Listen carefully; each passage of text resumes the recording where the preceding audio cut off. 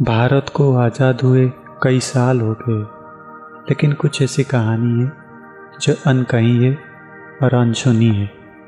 ऐसी एक कहानी जब आज़ादी के रूप भारत को जल्द ही लगने वाली थी।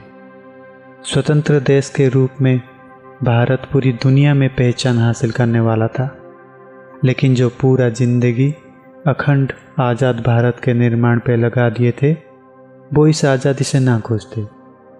कहानी है 1947 की, जब भारत को स्वतंत्र देश में नवाजा जा रहा था। पूरा देश खुशियां मना रहा था, लेकिन कुछ कोने से बिछड़ने की और भूखमरी की गंध आ रही थी। 14 अगस्त 1947 पूरे दिल्ली को दुल्हन की तरह सजाया गया था। नए राष्ट्र की नया राजधानी बनने वाला था दिल्ली। लेकिन सुबह से बारिश की बौछार हो रही थी, लेकिन शाम ढलते ढलते बारिश भी कम हो गई। घर से लोग बाहर निकलने लगे और राष्ट्रपति भवन की ओर बढ़ने लगे। करीबन 5 लाख लोग जुटते चले गए आज़ादी के जश्न मनाने के लिए। रात की वो सुनसान सड़कें आज पूरी भरी भरी सी थी। अंधेरे रात को उजाला से भर दिया गया था। 11:51 पर पंडित जी ने स्टेज पे खड़े होकर भाषण देने लगे स्वतंत्रता के ऊपर। करीबन 9 मिनट के बाद पूरा भवन शंखनाद के ध्वनि से गूंजने लगा। लोग भारत माता की जय जयकार करने लगे और भारत आज़ाद हो गया 200 साल गुलामी से।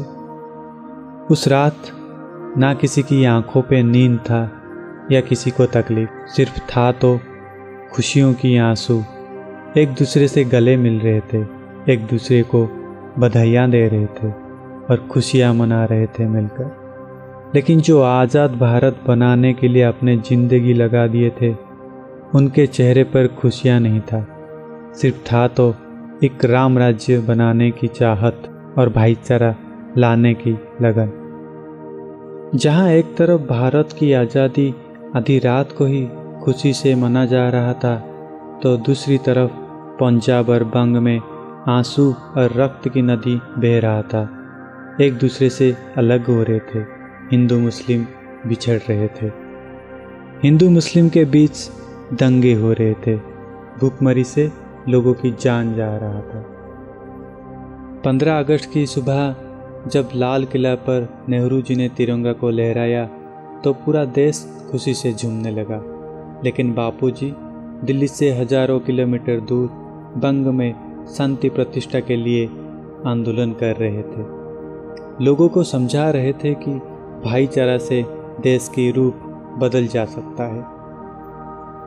जब गांधी जी ने सुबह की प्रार्थना खत्म करके सभा के लिए निकल ही रहे थे कि एक आदमी ने गांधी जी को पूछा कि आज देश आज़ाद हो रहा है, लेकिन आप दिल्ली में ना रहकर बंग में हो। तो गांधी जी ने जवाब में बोले, ये आज़ादी ईश्वर के कृपा से आई है और ईश्वर को धन्यवाद ज्ञापन करता हूँ। लेकिन जो आज़ाद अखंड भारत का रूप मैंने देखा था, वो आज भारत नहीं है। ये भारत की आज़ादी सिर्फ एक कूट राजनीतिक सफल के लिए आई है। ये कहकर गांधी जी ने वहाँ से चले गए। बस इतनी सी थी कहानी। इस स्वतंत्रता दिवस के अवसर पर जाति के पिता गांधी जी को याद करके भाईचारा को आगे बढ़ाते हैं और भारत को राम राज्य बनाते हैं। मेरे सारे देशवासियों को मेरे तरफ से हैप्पी इंडिपेंडेंस डे। जय हिंद, जय भारत, वंदे मातरम।